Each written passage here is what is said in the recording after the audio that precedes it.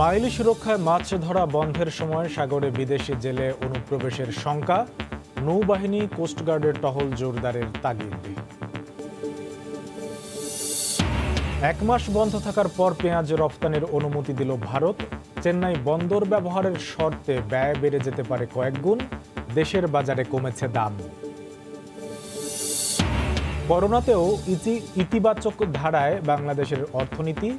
চলতি বছরে জিডিপি 3.8% প্রবৃদ্ধির পূর্বাভাস IMF-এর। বাস্তবায়নে বেসরকারি খাতে গতি বাড়ানোর পরামর্শ। এবং আরও 30 দিনের নিষেধাজ্ঞায় দেশে আটকা পড়েছেন প্রায় 10,000 ইতালি প্রবাসী, চাকরি হারিয়ে বিপাকে অনেকেই।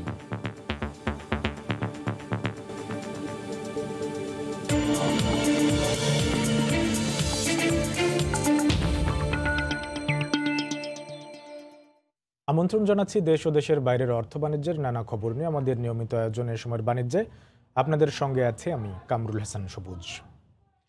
মাইলিশের প্রজনন নিরাপদ করার লক্ষ্যে আজ থেকে টানা 22 দিন সাগর নদ নদীতে সব ধরনের মাছ ধরা বন্ধ থাকবে। নিষেধাজ্ঞা শুরুর আগেই তীরে ফিরেছেন কক্সবাজার উপকূলের লক্ষাধিক জেলে। তবে দীর্ঘ এই বন্ধে সাগরে বিদেশি মাছ ধরার ট্রলার অনুপ্রবেশ ঠেকাতে নৌবাহিনী ও কোস্টগার্ডের টহল জোরদারের তাগিদ তাদের। আরও জানাচ্ছেন সুজাউদ্দিন রুবেল। জেলে অধ্যুষিত কক্সবাজার উপকূল, বাকখালী নদী, মাঝির ঘাট ও নাজিরার টেক মোহনায় ট্রলার ও নৌকা নিয়ে নিরাপদ স্থানে ফিরেছেন জেলেরা। টানা 22 দিনের নিষেধাজ্ঞার এই সময়ে কেউ নৌকা আবার কেউ ট্রলার মেরামতের উদ্যোগ নিচ্ছেন। তবে দীর্ঘ নিষেধাজ্ঞায় কিভাবে সংসার চালাবেন তা নিয়ে দুশ্চিন্তায় জেলেরা। সরকারের পক্ষ থেকে এই সময় খাদ্য সহায়তা দেওয়া হলেও তাও জুটে না অনেকের কপালে। মেম্বারের এখানে গোষ্ঠী এবার, চেয়ারম্যানের এখানে গোষ্ঠী এবার, কিন্তু আসল জেলে তখন জিনিসই না পার। মৎস্য সমিতি মানে বন্ধ দিয়ে পছন্দ, আমি 1 কেজি চাল পাইনি। আমার ঘরে এখনো 60টা ছেলে মেয়ে।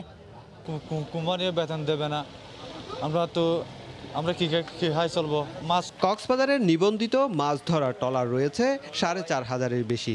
নিষেধাজ্ঞার এই সময়ে সাগরে বিদেশি ট্রলারের দৌরাত্ম্য বন্ধের দাবি জানিয়েছেন ট্রলার মালিকরা। মৎস্য কর্মকর্তা জানালেন, নিষেধাজ্ঞার সময় জেলেদের চাল সহায়তার পাশাপাশি সাগরের নৌবাহিনী, কোস্টগার্ড ও নৌপুলিশের টহল জোরদার করা হয়েছে। নিবন্ধিত 4,500 ট্রলার থাকলেও উপকূলে ফিরেছে 6,000-এর বেশি ট্রলার। আর এসব ট্রলারে মাছ শিকার করে জীবিকা নির্বাহ করেন প্রায় লক্ষাধিক জেলে। সুজাউদ্দিন রুবেল, সময় সংবাদ, কক্সবাজার। মাছ ধরার নিষেধাজ্ঞা বাস্তবায়নে কক্সবাজারের বাকখালী নদীর মোহনায় অভিযান চালাচ্ছে জেলা মৎস্য অধিদপ্তর। সেখানে আছেন রিপোর্টার সুজাউদ্দিন রুবেল। সরাসরি চলে যাচ্ছি তার কাছে।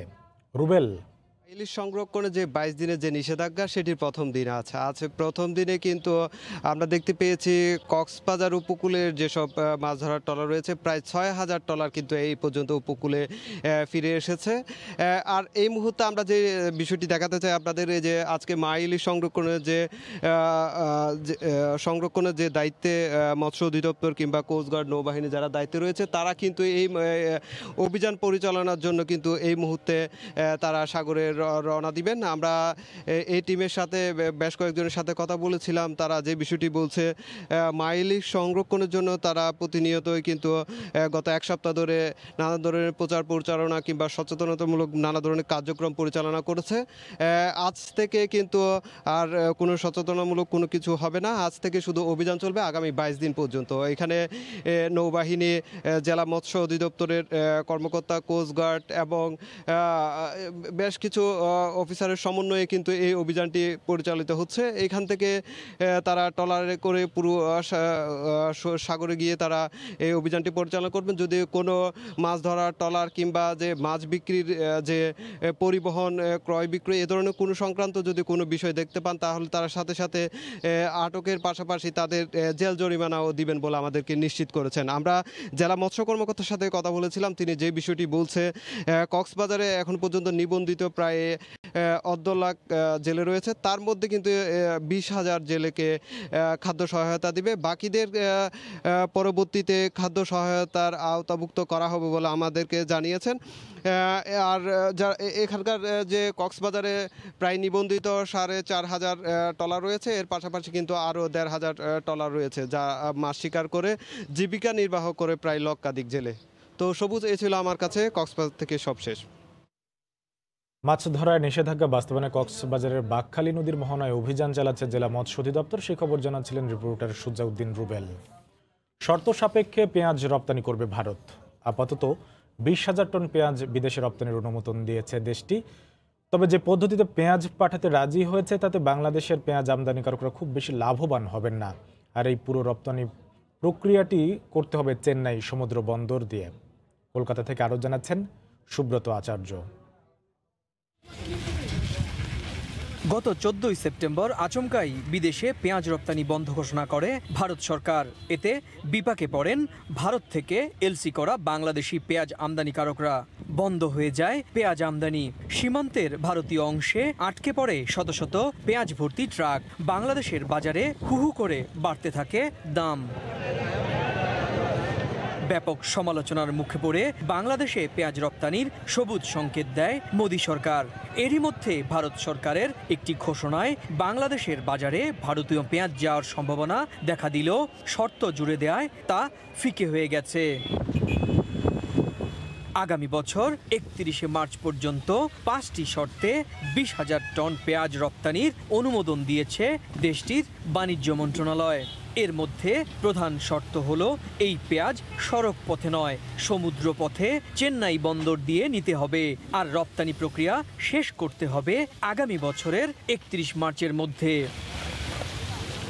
কলকাতার বাংলাদেশ উপহাইকমিশনের সংশ্লিষ্টরা বলছেন, ভারত সরকারের এই সিদ্ধান্তে তেমন উপকৃত হবে না বাংলাদেশ। ব্যবসায়িকভাবে লাভজনক না হয় বাংলাদেশি আমদানিকারকরা পেঁয়াজ আমদানিতে আগ্রহ দেখাবেন না বলেও মনে করেন তারা। সুব্রত আচার্য, সময় সংবাদ, পশ্চিমবঙ্গ, ভারত। বিভিন্ন দেশ থেকে আমদানি করা পেঁয়াজ বাজারে আসতে শুরু করায় দামও কমতে শুরু করেছে এ নিত্যপণ্যের। পাইকারি ব্যবসায়ীরা বলছেন 3 দিনের ব্যবধানে 5 টাকা পর্যন্ত কমেছে দেশি পেঁয়াজের দাম। পুরো দমে এলে কয়েকদিনের মধ্যে দাম আরও কমবে বলে জানান তারা। এদিকে মিয়ানমার, চীন, পাকিস্তান থেকে পেঁয়াজ আমদানি করায় বেশি খরচ দিয়ে ভারতীয় পেঁয়াজ আনতে আগ্রহ কম আমদানিকারকদের। রাজধানীর শ্যামবাজার ঘুরে রিপোর্ট করেছেন হরিপদ সাহা। নিত্যপণ্য পেঁয়াজ প্রতি বছরই শিরোনাম হচ্ছে আলোচিত খবরের। স্থানীয় চাহিদার তুলনায় 25 থেকে 30% উৎপাদন কম হওয়ায় আমদানি করতে হয় পেঁয়াজ, যার প্রধান উৎস দেশ ভারত। কিন্তু নানা অজুহাতে ফি বছর একটা সময় রপ্তানি বন্ধ করে দেয় দেশটি। গত 14 সেপ্টেম্বর ভারত সরকারের এমন সিদ্ধান্তে রাতারাতি পেঁয়াজের কেজিতে 20 থেকে 25 টাকা দাম বেড়ে যায়। গরম বাজারকে নিয়ন্ত্রণে আনতে আমদানি শুল্ক প্রত্যাহার করে সরকার। কয়েকদিনের মধ্যে সরকারি বেসরকারি উদ্যোগে বড় অঙ্কের পেঁয়াজ আমদানির প্রক্রিয়া শুরু হয়। সম্প্রতি এসব পেঁয়াজ পাইকারি বাজারে ঢুকতে শুরু করায় দামও নিম্নমুখী। আগে কিনতাম 78 টাকা 80 টাকা, এখন আজকে একটু 75 টাকা কিনছি। ঠিক আছে, এই আর কি একটু কমতির বাজার দিকে দেখা যাচ্ছে। বাইরে থেকে পেঁয়াজ আসে তাহলে একটু নিয়ন্ত্রণে থাকে, যদি বাইরে থেকে না আসে তাহলে হঠাৎ করে বাইরে যায়। আমদানির তোড়জোড়ে দেশি পেঁয়াজের মোকামগুলোতেও বিক্রির প্রবণতা বেড়েছে বলে জানান আড়তদাররা। দেশি বাজার হলো 75 থেকে 78, আর মায়ানমার যেটা 70 থেকে 72। হ্যাঁ, আবার হাইব্রিড একটা আছে 75 থেকে 72। চায়না যেটা চলতেছে 70 টাকা। মিয়ানমার, চায়না, পাকিস্তান এগুলা আসা প্রক্রিয়াধীন আছে। সব দেশে মাল যখন আসবে তখন তো বাজার কমবেই। চেন্নাই পোর্ট দিয়ে মাল নিয়ে আসে কোনো ক্রমেই বিক্রি করা বাংলাদেশে সম্ভব না। আমাদের যে এলসিগুলো করা ছিল প্রায় 25,000 টন, এই এলসিগুলোর মালগুলো দিলে আমাদের বাংলাদেশের বাজারটা স্থিতিশীল হতো। বাণিজ্য মন্ত্রণালয়ের তথ্য মতে দেশে 6 লাখ টনের বেশি পেঁয়াজের মজুদ আছে, যা প্রায় 2.5 মাসের চাহিদা পূরণ করতে সক্ষম। আর আগাম জাতের পেঁয়াজ বাজারে আসবে ডিসেম্বরের মাঝামাঝি। হরিপদ সাহা, সময় সংবাদ, ঢাকা। এই মুহূর্তে রাজধানীর শ্যামবাজারের পেঁয়াজের পাইকারি আড়তে আছেন সহকর্মী হরিপদ সাহা। চট্টগ্রামের খাতুনগঞ্জে আছেন রিপোর্টার শফিকুল আলম। সরাসরি চলে যাচ্ছি তাদের কাছে। শুরুতে যাচ্ছি হরির কাছে। হরি, পাচ্ছি সেখানে হচ্ছে যে গত 2-3 দিনের ব্যবধানে কিন্তু দেশি পেঁয়াজে কিন্তু 3 থেকে 5 টাকার মতো কিন্তু দাম কমে গেছে। এবং এই কমার কারণ এখানকার আড়তদাররা যেটা বলছেন যে দাম হঠাৎ করে ভারত পেঁয়াজ রপ্তানি করা বন্ধ করে দেওয়ার পরে যেভাবে দ্রুত বেড়ে গিয়েছিল, তার পরবর্তীতে সরকারি বেসরকারি উদ্যোগে পেঁয়াজ আমদানির যে তোড়জোড় শুরু হয়, যে প্রক্রিয়া শুরু করে, এবং সেই আমদানি প্রক্রিয়ার কিছু পেঁয়াজ কিন্তু এখনই বাজারে ঢোকা শুরু করেছে। মিয়ানমার থেকে কিছু পেঁয়াজ আসছে, তুরস্ক, চীন, মিশর থেকেও কিছু পেঁয়াজ আসছে, এবং বেশিরভাগ পেঁয়াজ কিন্তু অন দ্য ওয়ে, অর্থাৎ জাহাজে আছে। কয়েকদিনের মধ্যেই পাইকারি বাজারে ঢুকবে বলে আড়তদাররা জানতে পেরেছেন। তো এই যে পেঁয়াজ আসা শুরু হয়েছে, বড় বড় আমদানির যে লটগুলো, এবং এই কারণেই কিন্তু যারা মজুত করে রেখেছিল দেশি পেঁয়াজ সহ অন্যান্য পেঁয়াজ, তারা কিন্তু পেঁয়াজ একটু আতঙ্কে রয়েছেন যে বাজার আরও পড়ে যেতে পারে। সেই কারণে বেচা বিক্রি তারা কিন্তু বাড়িয়েছেন, কিছুটা কম দামে তারা বিক্রি শুরু করেছেন, এরকম একটি তথ্য রয়েছে। তবে একটা বিষয় হচ্ছে যে মিয়ানমারের যে টেকনাফ বন্দর দিয়ে যে পেঁয়াজটা আসতো সেইভাবে কিন্তু আমদানি খরচটা কিছুটা কম হয়। এখানকার আড়তদাররা আমাকে যা জানালো সেটা হচ্ছে যে এখন কিন্তু টেকনাফ বন্দর বন্ধ আছে। টেকনাফ বন্দরের পরিবর্তে মিয়ানমারের পেঁয়াজ কিন্তু সিঙ্গাপুর হয়ে জাহাজে চট্টগ্রাম বন্দরে এসে ভিড়ছে, এবং এই প্রক্রিয়ার মধ্যে 8 থেকে 10 টাকা কেজি প্রতি কিন্তু পেঁয়াজের দাম বেশি পড়ছে আমদানি ব্যয়। সেই কারণেই টেকনাফ বন্দর যদি খুলে যায় এবং মিয়ানমার থেকে যদি বেশি হারে পেঁয়াজ আসা শুরু করে, মিয়ানমারের পেঁয়াজের বাজারে চাহিদাও বেশি, যেহেতু বাংলাদেশি পেঁয়াজের কাছাকাছি মানের পেঁয়াজ মিয়ানমারের পেঁয়াজ, সেই পেঁয়াজ কিন্তু চাহিদা থাকায় মিয়ানমারের পেঁয়াজ যদি আমদানি বাড়ে এই টেকনাফ বন্দর দিয়ে কিছুটা কম মূল্যে আমদানি ব্যয়ে, তখন কিন্তু বাজারে আরেকটা সেই নিম্নমুখী প্রবণতা শুরু হবে, বাজারের পেঁয়াজের দাম আরেকটা কমবে।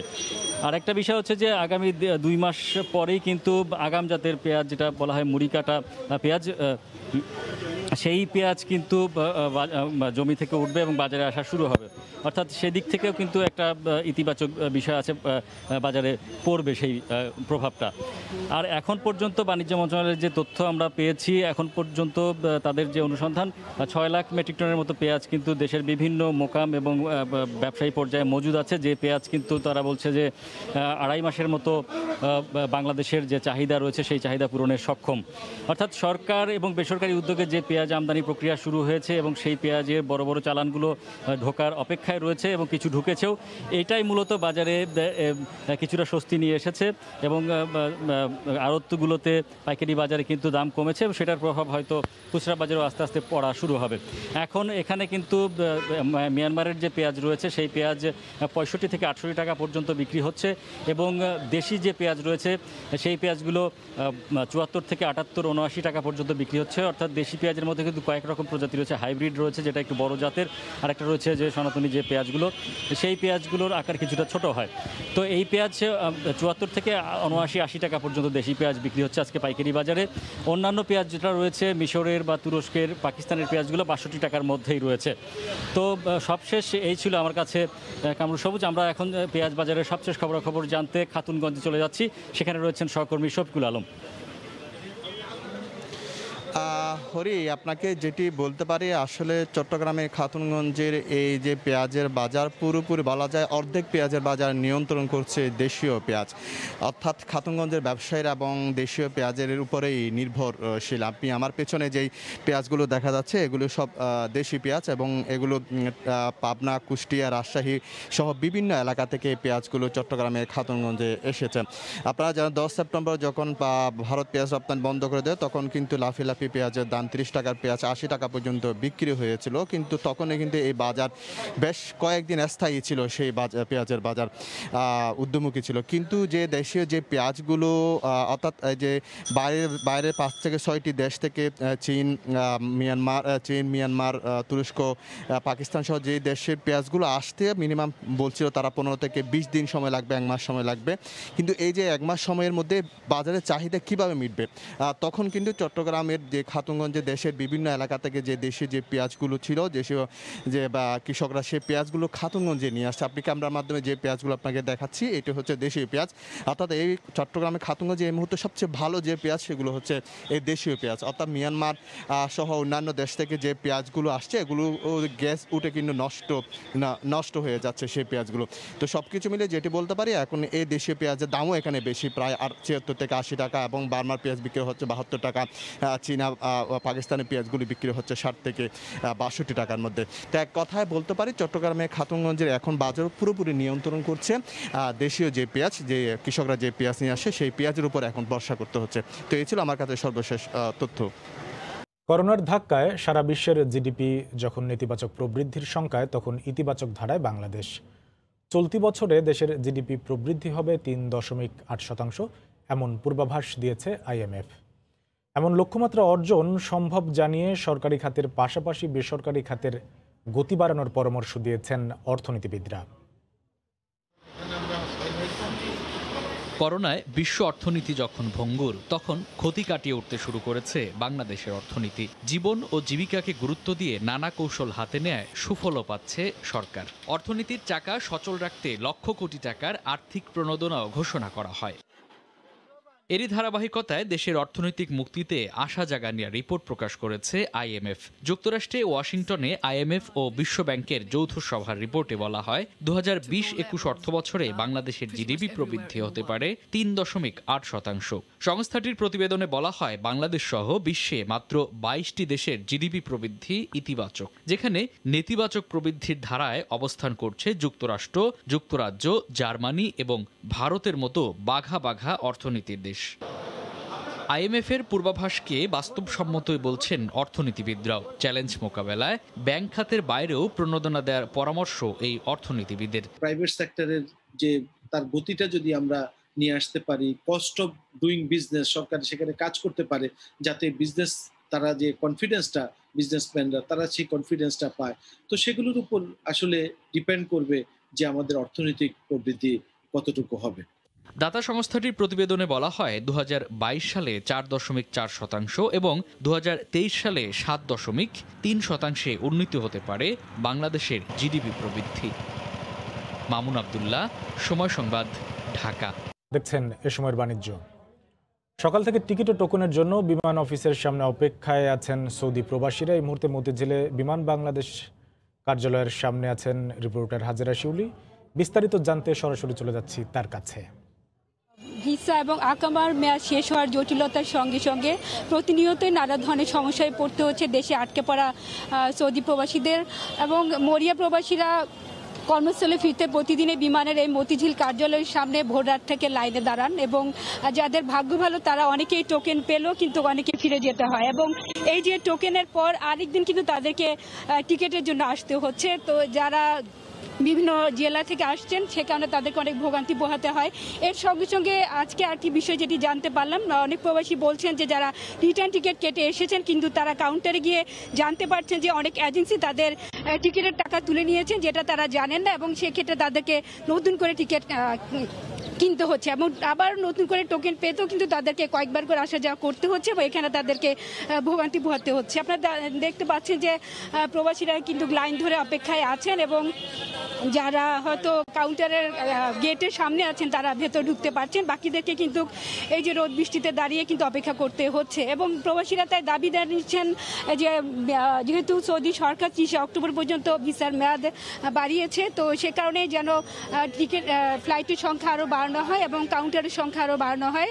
বর্তমানে কিন্তু সৌদি বিমান বাংলাদেশ এয়ারলাইন্সের সপ্তাহে 10টি করে 20টি ফ্লাইট চলছে, তবে অন্যান্য যেসব এয়ারলাইন্স ট্রানজিট হয়ে সৌদি আরবে যেতেন সেসব এয়ারলাইন্সের কিন্তু চলছে না, এবং সৌদি সরকার এখনও অন্যান্য দেশে এয়ারলাইন্সকে বাংলাদেশ থেকে ফ্লাইট চালানোর অনুমতি দেয়নি। তো সে কারণে কিন্তু যাদের আসলে বিমান বাংলাদেশ এবং সৌদি এয়ারলাইন্সের টিকিট নেই তাদেরকে নতুন করে টিকিট কাটতে হচ্ছে, এবং এখানে তারা দাবি জানিয়েছেন যে 65,000 করে যে টিকিটের দাম নেওয়া হচ্ছে সেটি তাদের জন্য অনেক বেশি, যেহেতু দীর্ঘ প্রায় 7-8 মাস ধরে তারা দেশে আছেন এবং তাদের হাতে কোনো টাকা পয়সা নেই, তো তারা টিকিটের দামও কমানোর দাবি জানিয়েছেন।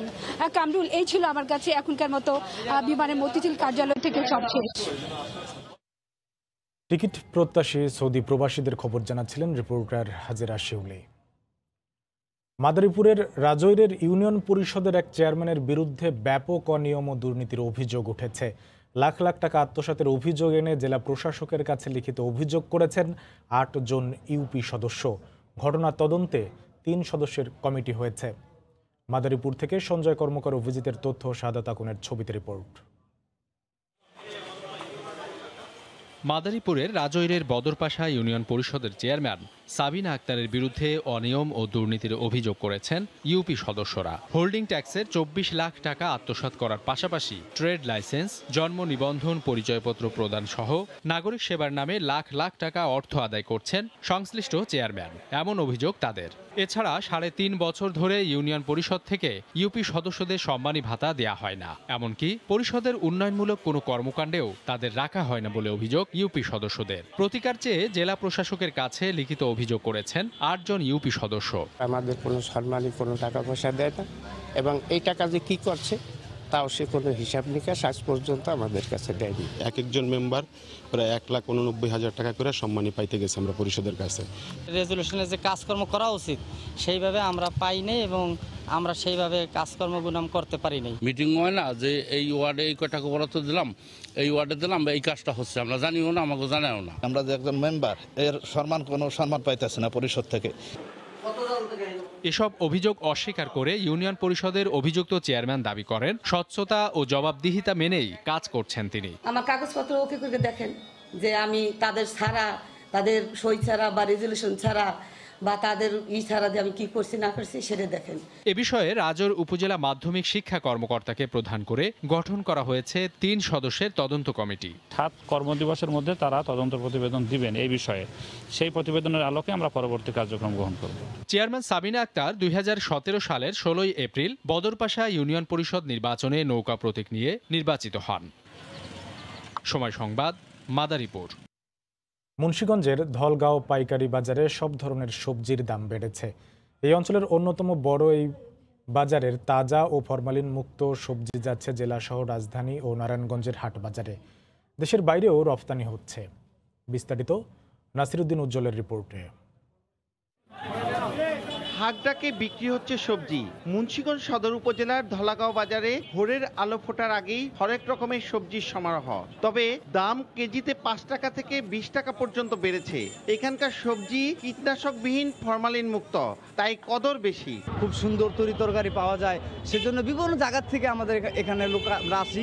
ভালো লাগে যে আমরা এই রামপালে ফরমালিন মুক্ত সবজি পাই।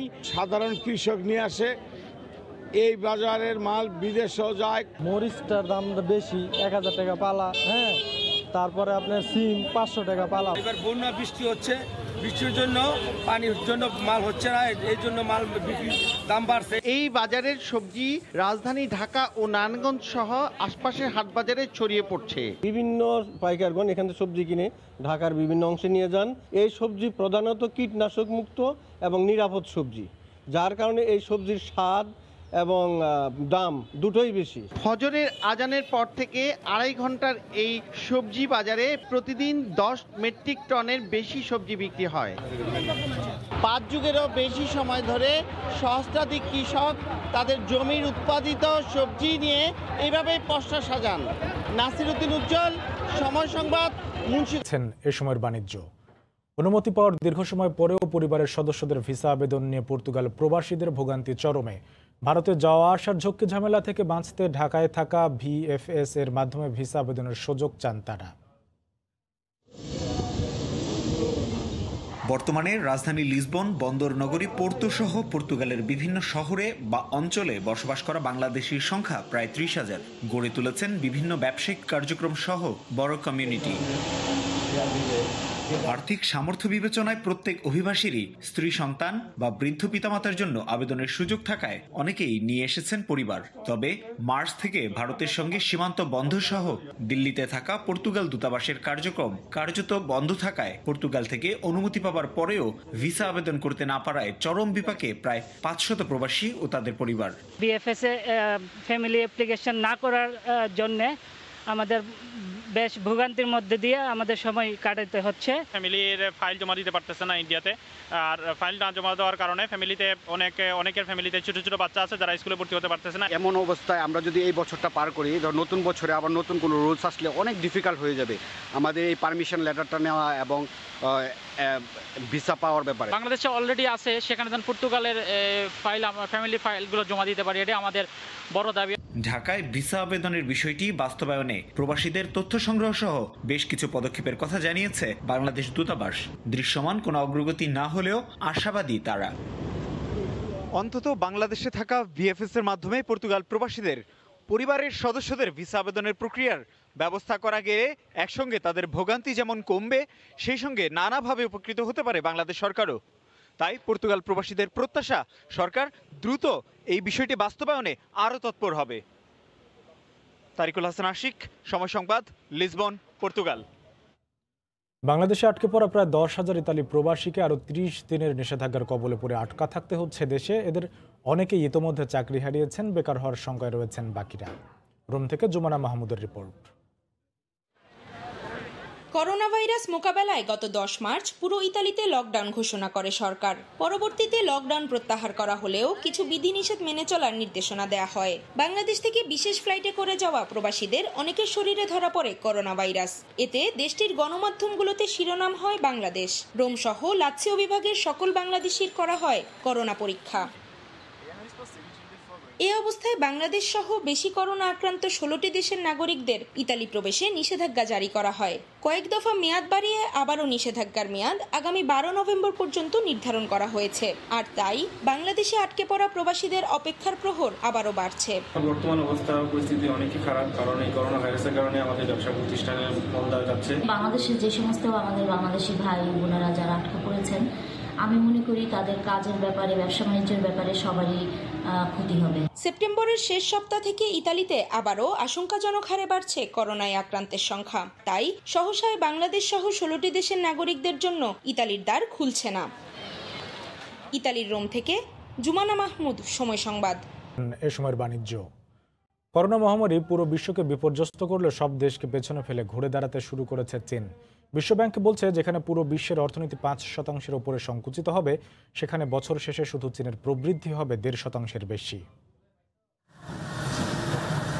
কঠোর লকডাউন আর ভাইরাস বহনকারী মানুষ ট্র্যাক করার মধ্য দিয়ে অনেকটাই নিয়ন্ত্রণে এসেছে চীনে করোনা মহামারী। পাশাপাশি অবকাঠামো প্রকল্পের জন্য কোটি কোটি ডলার বরাদ্দ রেখেছে চীন সরকার। সাধারণ মানুষকে দিয়েছে প্রণোদনা। করোনার প্রকোপ কমায় ঘুরে দাঁড়াচ্ছে দেশটির পর্যটন খাত। 2020 সালের শেষ নাগাদ চীনের জিডিপি প্রবৃদ্ধির আকার হবে $14.5 ট্রিলিয়ন, যা বিশ্বের মোট জিডিপি প্রবৃদ্ধির 17.5%। বিশেষজ্ঞরা বলছেন, অন্যান্য দেশের চেয়ে চীন খুব দ্রুত এবং শক্তিশালী হয়ে ঘুরে দাঁড়াচ্ছে। সেবা খাতেও এগিয়ে যাচ্ছে। গেল সপ্তাহে পরিসংখ্যানে দেখা গেছে, গেল 7 বছরের মধ্যে চলতি বছরেই দেশটির সেবা খাতের কার্যক্রম সর্বোচ্চ হয়েছে। বাড়ছে ভোক্তা খরচ। এক দশকে উৎপাদন খাতেও সর্বোচ্চ প্রবৃদ্ধি আছে। স্বাস্থ্য সুরক্ষা পণ্য রপ্তানিতে সারা বিশ্বে এগিয়ে আছে চীন। চীনা বাণিজ্য মন্ত্রণালয় বলছে, দেশটিতে বাড়ছে বিদেশি বিনিয়োগ।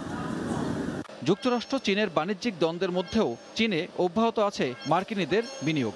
মহামারী অন্যান্য দেশের মতো চীনের দরিদ্র জনগোষ্ঠীকেও বিপাকে ফেলেছে। মহামারীতে লাখ লাখ মানুষ এক প্রদেশ থেকে অন্য প্রদেশে গেছে চাকরির সন্ধানে। অন্তত 8 কোটি মানুষের চাকরি নেই দেশটিতে। 90 লাখ মানুষ শিগগিরই চাকরির বাজারে প্রতিযোগিতায় নামবে। চীনের স্বল্প আয়ের মানুষ, যাদের বার্ষিক আয় প্রায় $7,500, তাদের অবস্থা আরও করুন। বিশেষজ্ঞরা বলছেন, চীন যুক্তরাষ্ট্রের দ্বন্দ্ব যদি যুক্তরাষ্ট্র চলমান রাখে, তাহলে পিছিয়ে পড়বে মার্কিনেরাই। 2040 সাল নাগাদই পিছিয়ে পড়বে চীন থেকে। উন্নত দেশগুলো যদি যুক্তরাষ্ট্রের সাথে স্থিতিশীল সম্পর্ক বজায় রাখে, তাহলে পিছিয়ে পড়বে চীন। সানবির রূপল, সময় সংবাদ। এ পর্যায়ে শীর্ষ সংবাদ জানিয়ে দিচ্ছি আরেকবার। মাইলি সুরক্ষায় মাছ ধরা বন্ধের সময় সাগরে বিদেশি জেলে অনুপ্রবেশের শঙ্কা।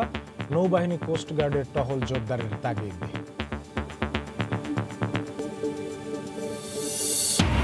এক মাস বন্ধ থাকার পর পেঁয়াজ রপ্তানির অনুমতি দিল ভারত। চেন্নাই বন্দর ব্যবহারের শর্তে ব্যয় বেড়ে যেতে পারে কয়েক গুণ। দেশের বাজারে কমেছে দাম। এবং করোনাতেও ইতিবাচক ধারায় বাংলাদেশের অর্থনীতি। চলতি বছরে জিডিপি 3.8% প্রবৃদ্ধির পূর্বাভাস IMF-এর। বাস্তবায়নে বেসরকারি খাতে গতি বাড়ানোর পরামর্শ।